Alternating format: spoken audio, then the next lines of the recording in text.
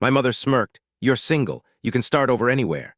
As she tried handing my home to my sister's family, I pressed the security button and said, "Come back one more time, and the only door opening will be at the police station." The worst part was that I almost let her talk me into it the first time she brought it up. I had just gotten home from work, still in my boots and smelling like drywall dust and hot van carpets, when I saw my mother parked behind my truck in the driveway. She was not alone. My sister Megan was in the passenger seat. Her husband Eric was standing on the sidewalk with two kids who looked tired and confused, and there was a white cargo van idling at the curb like they had already decided the matter was settled. For a second, I honestly thought there had been some emergency. That lasted maybe 2 seconds. Then I saw the stacks of plastic bins in the van, and the way my mother was holding a folder against her chest like she was bringing in closing paperwork for a house she did not own.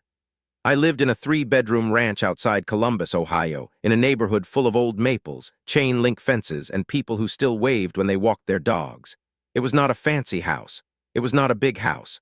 But it was mine, and after the last 5 years of my life, I guarded that fact like it was part of my pulse. I had bought it after my father died, using a mix of the small inheritance he left me and a down payment I had spent years saving. The mortgage was in my name alone. The deed was in my name alone. The insurance, the taxes, the utility accounts, all of it was mine. That mattered because my mother had spent most of my adult life acting like anything I owned was just temporarily out of family circulation. She had always been that way. Not openly cruel, not in the obvious movie villain sense. More like she believed that if she said something enough times with the right tone, reality would eventually get tired and give in. My sister had learned that habit from her and used it differently. Megan was the kind of person who could turn every crisis into a group project and every group project into someone else's responsibility. She had 2 kids, a boy in middle school and a little girl who still carried a stuffed rabbit everywhere. Her husband Eric was one of those exhausted men who looked like he had been apologizing for the same disaster for 7 years. I had helped them before. Too much, honestly. I had paid for car repairs, school shoes, a utility bill that was about to get shut off, and one miserable Christmas when their furnace died, and they stayed in my guest room for 3 nights while I slept on the couch. I never regretted helping them in the moment. I regretted how quickly they started treating the help like a permanent feature of their lives. That afternoon, my mother did not even wait for me to invite them in. She walked up the driveway with that little half-smile she got when she thought she had already won, and she told me without any lead in that Megan's lease had ended early and the family needed a place to stay. Not for long, just until things got sorted. Just until Megan and Eric figured out their next move. Just until the kids finished the school year. Just until summer. Just until something better opened up. I remember feeling the first cold little click of suspicion because she had already chosen the wording before I even knew the situation. That was never a good sign. I asked why they had not stayed where they were until the lease was actually done. My mother said the landlord had sold the building. Megan said the new owner wanted everyone out fast. Eric said nothing and just stared at the ground. Then my mother said my house had room and that I could make this work because I was single. She said it like it was a neutral fact, like my relationship status had turned my house into a spare resource instead of my home. That line hit me harder than the rest because it was not even the first time she had said something like it. She had always treated my unmarried life as a temporary condition. In her mind, being single meant I was light on obligations and heavy on flexibility. It meant I could move, bend, give up space, change plans, and absorb family problems without needing anything in return. My sister nodded along like it was obvious. The kids were already pulling their bags from the van. I asked if they had somewhere else lined up. My mother said that was exactly what we were discussing. I asked who had decided this before talking to me. Nobody answered that part. Instead, my mother asked me to be reasonable and told me that family helped family, especially when children were involved. She said the house was bigger than I needed. She said Megan needed stability. She said I could always start over anywhere if I wanted to. That was the moment I realized she was not asking. She was trying to slide a finished decision into my lap and make me feel rude for noticing the wait. I told them no. I said I was not giving up my house. I said they could look for short-term housing, and I would help with a deposit if that was what it took. I even said I would help move boxes into storage if they needed it. My mother's face changed in a way that was almost interesting. It was not rage right away. It was disappointment first, then offense, then the kind of cold certainty that usually meant she had already started rewriting the story in her head. She asked me why I was being selfish. She asked me how I could watch my sister and her children struggle and hide behind legal ownership like that made me a good son. I told her legal ownership was not hiding. It was the whole point. Eric finally looked up at that. and then back down again. The kids had stopped moving and were staring at all of us like we were about to turn into a scene from a bad TV show. My sister started crying, which made everything worse because she did it in a quiet, exhausted way that made me look cruel even to myself. I hated that part. I hated that my first instinct was to start wondering whether I was overreacting. That was how she got me sometimes, not with facts, with guilt, with the feeling that if I insisted on my own boundaries, I was somehow denying someone else oxygen. I let them sit in the driveway while I carried my work bag inside. I told myself I needed 5 minutes. I did not realize it then, but that was the exact moment the whole thing had already started to fall apart on them. Inside the house, I dropped my keys on the counter and stood there looking at my own kitchen like I had never seen it before. The place was ordinary in all the best ways. Scratched laminate counters, a dent in the refrigerator door from moving day, a corkboard near the microwave full of utility reminders, and a library fine I kept forgetting to pay. Nothing glamorous. Nothing worth fighting over unless you were the kind of person who thought other people's stability was a family asset. I opened my phone and saw 3 messages from my mother that had come in before they arrived. At first, I had not noticed because I was driving when they came in. The first one said Megan was in a bind. The second said I would understand once I heard the details. The third said I should not make this about property when children were involved. That third one annoyed me more than the first 2 because it was such a clean little trick. It framed my objection as greed before I had even spoken. I stared at those texts while I could hear my mother and sister talking in the driveway, not clearly, just the up and down rhythm of them trying to sound calm. I sent back one message, saying no one was moving in. Then I turned the phone face down on the counter because I knew where the conversation would go if I let it keep going. That should have been the end of it. It was not. The next morning I woke up to a voicemail from my mother saying I had embarrassed her in front of Megan and the kids. That was the first clue that the story was already being spun. By noon I had 3 more texts from her, all of them focused on how Megan had nowhere else to go, how the children needed routine, and how I had a duty to think like an adult. I was at work when Megan called. I was up on a ladder replacing a bad thermostat in a dental office, and I almost ignored the ringing because my hands were full and the call felt like a trap. I answered anyway. She sounded thin and careful. She told me the rental she thought they were moving into had fallen through. She said her landlord had sold the place and the new owner wanted everyone gone. She said my mother had already told her I was willing to let them stay temporarily. I stood there on the ladder with the thermostat in one hand and the phone pressed against my shoulder while every word landed in a different place than I wanted it to. That was the first time I realized my mother had been talking around me, not to me. She had not asked whether I would do it. She had told my sister I already had. I said no one had asked me that. Megan paused, and when she spoke again, she sounded genuinely confused. She said Mom said I had agreed in principle and just wanted to work out the details. That phrase bothered me because it sounded too polished for my family. Nobody in my family ever said in principle unless they had spent time using it on other people. I told Megan that was not true. I told her I had offered help with a deposit and storage. I told her I had not offered the house. She went quiet long enough that I could hear the office speaker playing classical music in the background. Then she said she would talk to Mom. She ended the call politely, which in our family was almost always a sign that something had gone very wrong. I should mention that I was already a little on edge before all this. That winter, I had gotten a strange alert from the county property notification system after my father's old estate paperwork got closed out and the deed was finally recorded solely in my name. My lawyer had suggested I sign up for alerts on the parcel just in case there were ever any issues with mail or recording errors. I had done it because it sounded smart and boring, which is usually the kind of thing I like best. 2 months before my mother showed up in the driveway, I got an email saying there had been a public records inquiry tied to my address. It did not mean much by itself. Could have been anyone requesting ownership info. Could have been a title company. Could have been a mistake. But then a week later, my bank called to ask whether I had applied for a home equity line. I had not. I had never even considered one. The representative said there had been an inquiry using my property details and enough personal information to trigger a verification call. That made my stomach go tight. I asked what kind of inquiry.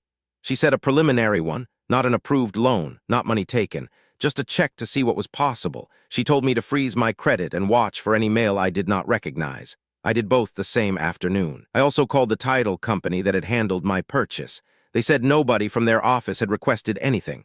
That was when I started collecting every weird piece of paper that came through the mailbox. I kept screenshots of the county alert. I kept the bank call confirmation. I saved voicemails. I took photos of the envelope from the mortgage servicer in case there was ever a question about dates.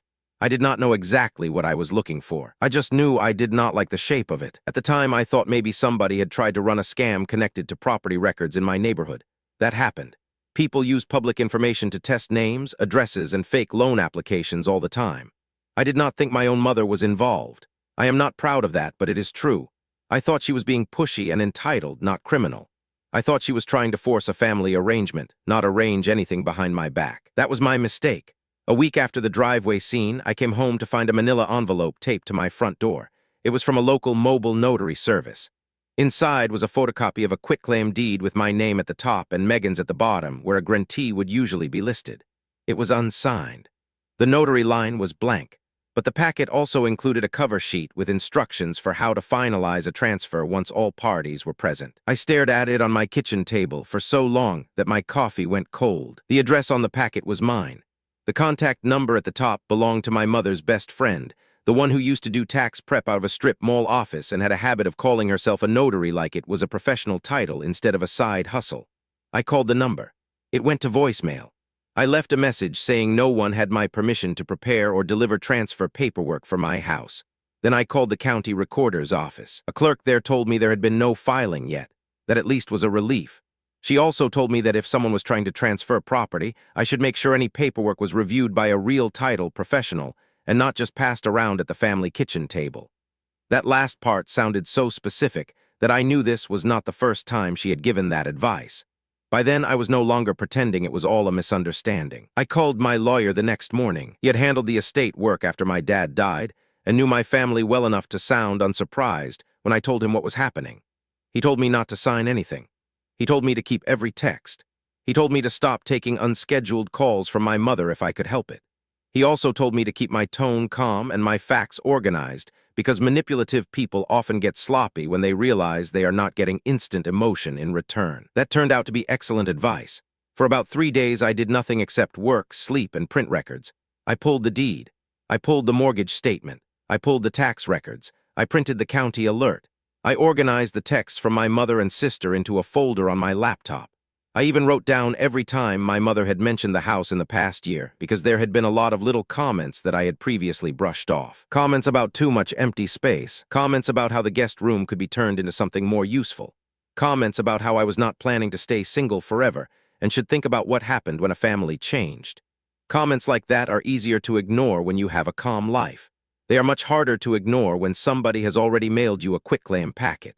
2 Saturdays later, my mother invited me to dinner at her house. That alone should have made me suspicious because she almost never invited me over without a reason that had teeth. I almost declined. Then I thought maybe it was time to hear her version and see if she would trip over it. I went. Megan was there with Eric and the kids. The table was set too nicely for a casual meal, which is how I knew there was a script somewhere in the room. My mother had made roast chicken, mashed potatoes, green beans, and those store-bought rolls she always passed off as a special treat. Everything looked normal enough that I almost hated myself for being tense. We ate for a while in weird, strained silence. The kids talked about school and a science project. Eric did his usual thing where he tried to answer questions without taking sides. Then my mother finally got to the point. She said Megan needed a fresh start and the children could not keep bouncing between temporary fixes. She said it would make everyone's life easier if I stopped pretending the house was some sacred object. She said Megan and Eric could move in for a year, maybe a little longer, and then I could move on when I was ready. I asked whether she had heard me say yes to that. She smiled like I had missed the obvious. She said she had heard enough to know I would come around once I stopped acting like a bachelor defending a bachelor pad. That was when I realized she actually believed she was being practical. In her mind, I was the difficult one because I was standing between a problem and a solution she had already planned. I told her no again. I said I had not agreed and I would not agree. Megan looked miserable. Eric looked trapped. The kids were suddenly very interested in their plates. My mother asked if I really wanted to make my own sister and her children homeless over square footage. I told her she had options that did not include my title. Then she said the thing that still makes my jaw tighten when I think about it. She said I could start over anywhere because I was single. That was when I understood how little she had heard me all these years. Not just about the house, about me. She had reduced my whole life to a level of inconvenience she felt comfortable overriding. I told her I was done discussing it in person. I said if anyone had legal paperwork to show me, they could send it through my lawyer. That irritated her enough that the smirk showed up. It was the same smirk I had seen since I was a teenager, and she thought I had no leverage. She told me that family helped family and that I would thank her later for pushing me to stop being stubborn. I remember standing up so slowly that everyone watched me like I was a bomb that might go off. I said I was leaving. Then I left. I did not slam the door. I did not raise my voice. I did not accuse her of anything I could not prove. I just drove home and sat in my kitchen with the lights off while my phone kept lighting up with messages I was no longer reading. The next Monday, my lawyer called and told me the county recorder had flagged an attempted transfer document submitted under my address. Not recorded. Attempted. That detail mattered. The application had been rejected because the notary stamp did not match the registration number on file. The signature line also did not match the signature they had on my original mortgage documents. The recorder's office had sent the packet back for review and logged the submission. My lawyer said that was lucky. I said it sounded like a mess. He said it was both. Then he asked me whether I recognized the notary name. I did. It was my mother's friend, not a real estate attorney, not a title officer, just a woman who liked to play paperwork middlewoman in every family dispute she could insert herself into. My lawyer told me he was not yet calling it fraud because he wanted to see exactly who had signed what. He told me to come in that afternoon with every copy I had. I spent my lunch break at a print shop making duplicate sets of everything I had saved. The clerk behind the counter asked if I was preparing for divorce. I told him it was worse than that, which made him laugh until he saw my face. In the office, my lawyer laid out the forms and pointed out what I should have noticed earlier. The county filing packet had been built around my property information, but it had used a mailing address variation that matched my mother's handwriting on previous Christmas cards. The cover note had a phrase that sounded exactly like her. The notary contact line was the same number I had called, and the witness block had been filled in with a name I recognized from church volunteer sheets. That was the moment the whole thing shifted in my head from pushy to deliberate. Somebody had not merely hoped I would agree. Somebody had tried to make a transfer happen and then hoped I would be too passive or too embarrassed to fight it. My lawyer had me write a formal letter stating I had not authorized any transfer, any refinance inquiry, any occupancy agreement, or any use of my home for anyone else's housing plan. He also had me send a cease and desist notice to my mother's friend, the notary, and to Megan and Eric because everyone involved needed to know the same facts at the same time. That part hurt. I knew Megan probably had not forged anything herself, but I also knew she had benefited from being willing not to ask too many questions. That counts. Sometimes it counts a lot. When my mother got the letter, she called me 14 times in less than an hour. I did not answer. She left voicemails ranging from offended to frantic to flatly furious. The parts I did listen to made it obvious she was now trying a different angle.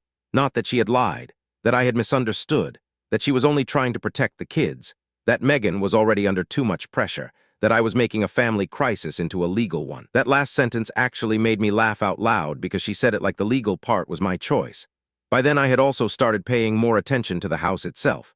I installed a second camera at the side door. I changed the locks. I updated the alarm system and added a security button near the kitchen because the old panic features were mostly useless unless you were already in the app. I had never needed anything like that before. It made me feel paranoid at first, then it made me feel prepared. A few days after that, my next-door neighbor, Mr. Alvarez, stopped me at the mailbox and mentioned that a moving truck had been parked near my curb the previous afternoon. I had been at work. He said a woman and a man had walked around the outside of my house taking measurements. He thought they were contractors. He thought it was none of his business until they started trying to open my side gate. At that point, he had told them he was calling the police if they did not leave. That detail made my skin go cold. I checked the camera footage and found grainy video of my mother, Megan, and Eric standing at the gate while one of the kids sat in the van. My mother was gesturing at my windows like she was explaining how the furniture would fit. Megan looked sick. Eric looked furious but defeated. There was no audio on that camera, but I did not need it. I could see enough. I sent the footage to my lawyer and he told me to keep it safe. He also told me not to confront them until I knew whether there had been any further filing attempts. The calmest thing I did during all of that was probably the hardest. I waited. That is not my natural state. I like solving things quickly, and I like problems to become boring once I understand them. This one refused to become boring. The county recorder confirmed another attempted filing 2 days later. This time it was a temporary occupancy agreement attached to a notary affidavit. It was not enough to transfer title, but it was enough to create the appearance that I had agreed to let Megan's family take over the property under family arrangement. My lawyer said whoever built it was trying to create enough paperwork to pressure me into backing down if the situation got messy.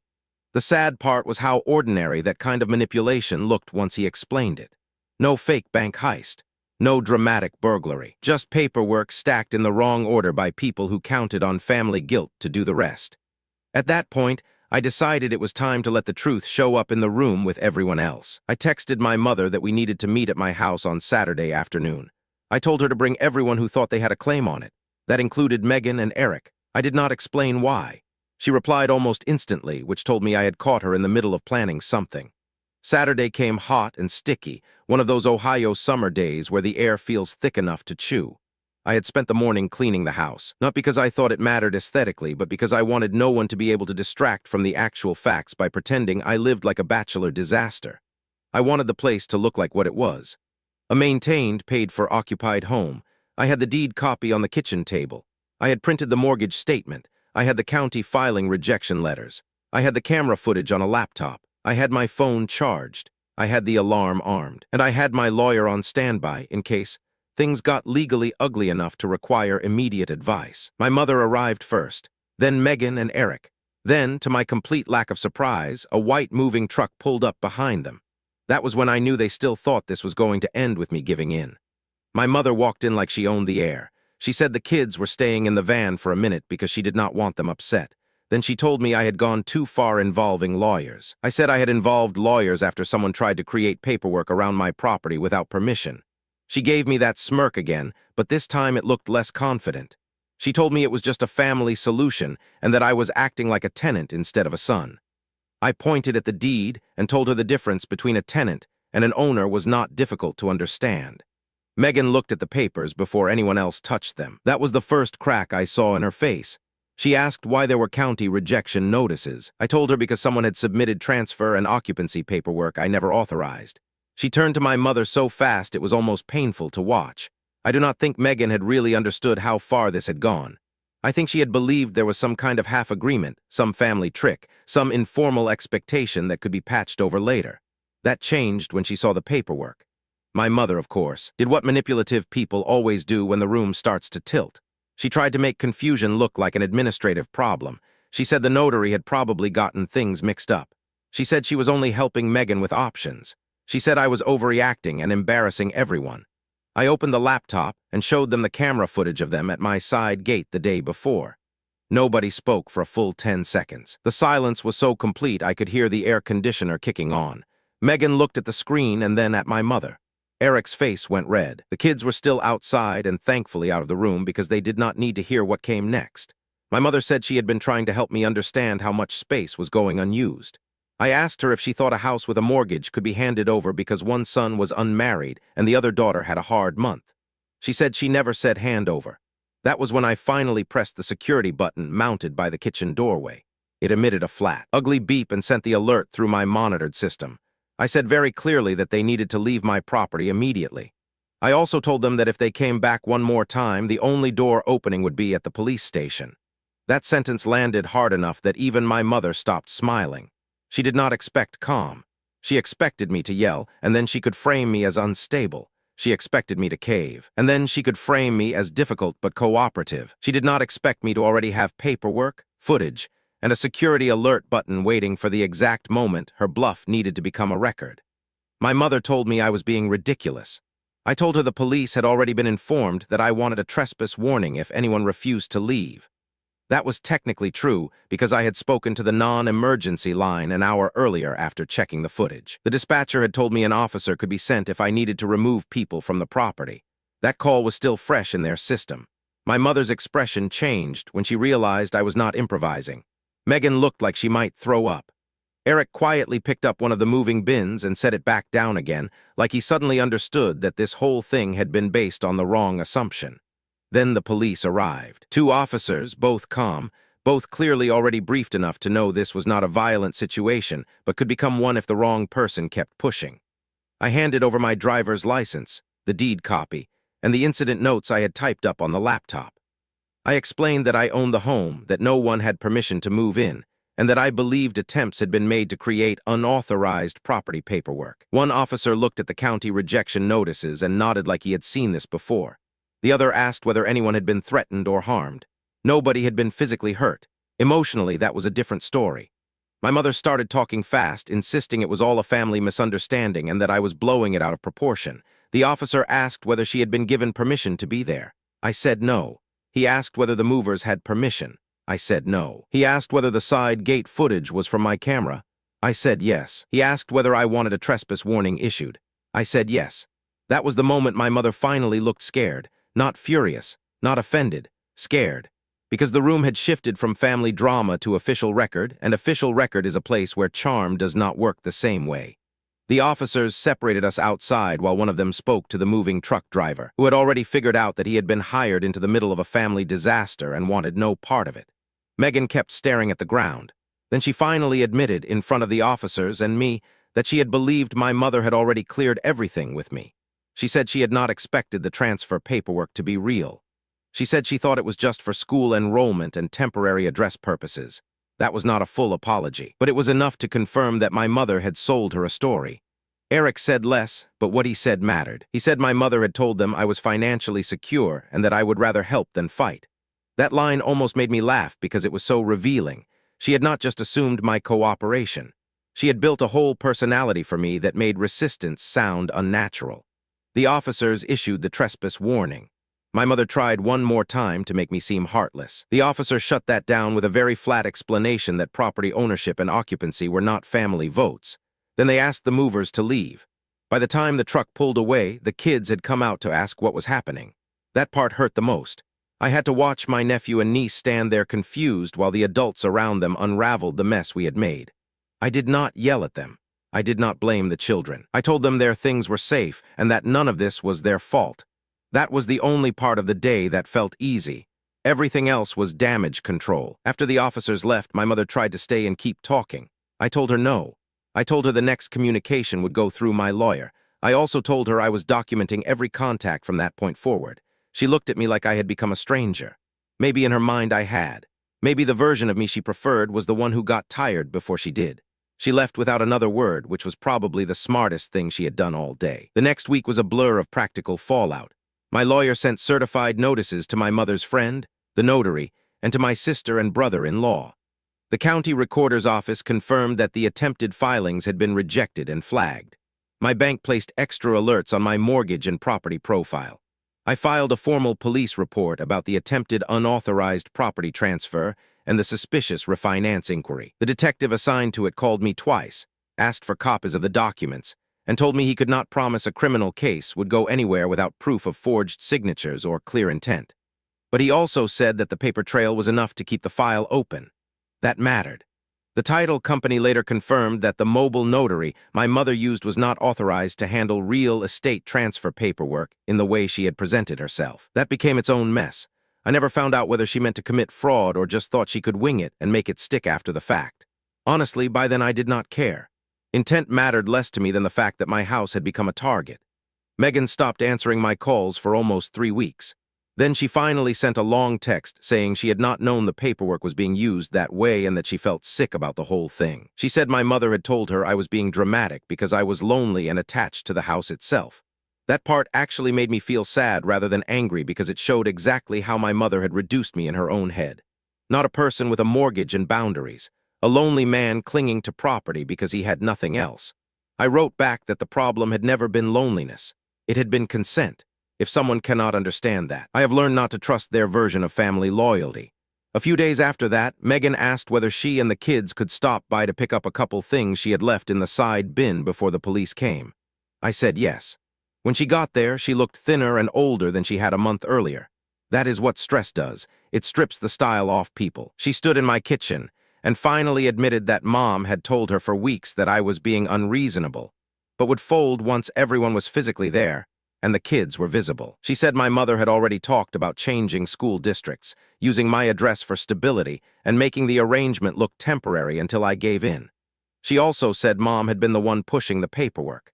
That was the first time I felt genuine anger again, not because Megan had been fooled, because my mother had treated the kids like props in a negotiation. That was the part I could not forgive easily. Megan cried a little in the kitchen and said she should have checked with me sooner. I told her that was true. I also told her I could see how Mom had cornered her. That was also true. Life is annoying like that. A lot of things can be true at once without canceling each other out. Eric later sent me a short message saying he was sorry for showing up with the truck.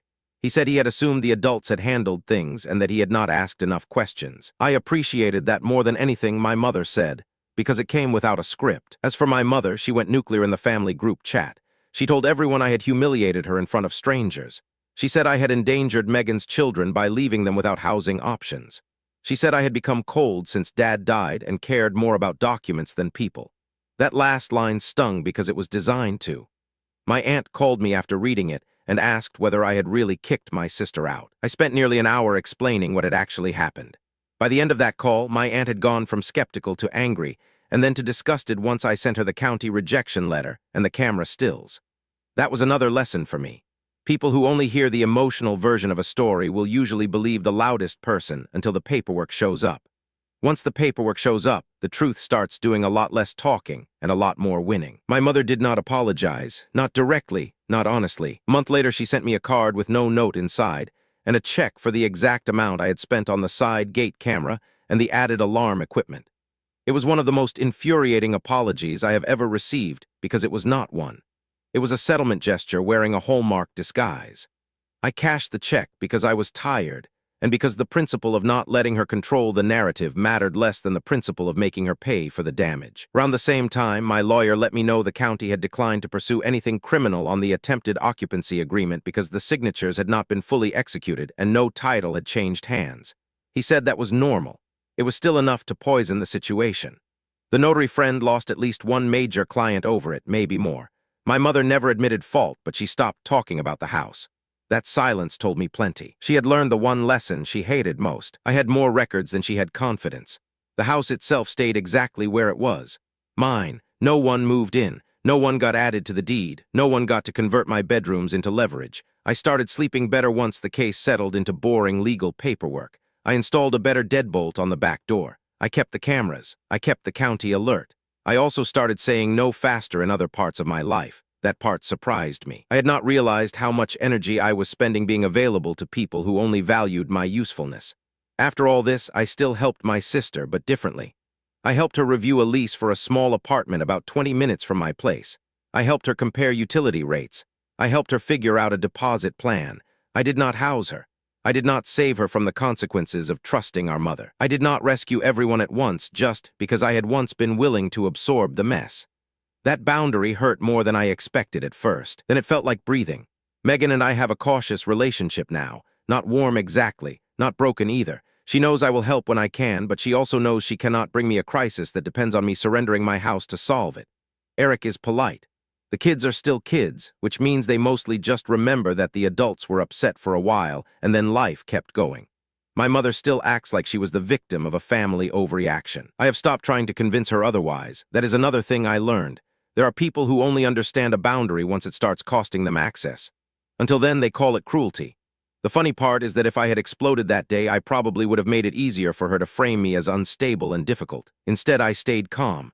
I saved the texts. I kept the deeds. I called the bank. I checked the county. I put the paper trail in order. I let the facts do what they do best when someone has been lying too long. They stacked up. They did not care about her smirk. They did not care that I was single. They did not care that she thought my house should become a family fix. The records held. The camera held. The police report held. And when she tried to push one more time, the only door that opened was the one that led to consequences she could not charm her way out of. I still live in that same house. The maple tree in the front yard drops seeds all over the driveway every spring. Side gate still sticks when it rains. The kitchen still has the same old dent in the fridge. Nothing about the house became glamorous because I defended it. It just became mine in a way that no one in my family can pretend not to understand anymore. I think that is what really changed, not the property, the permission.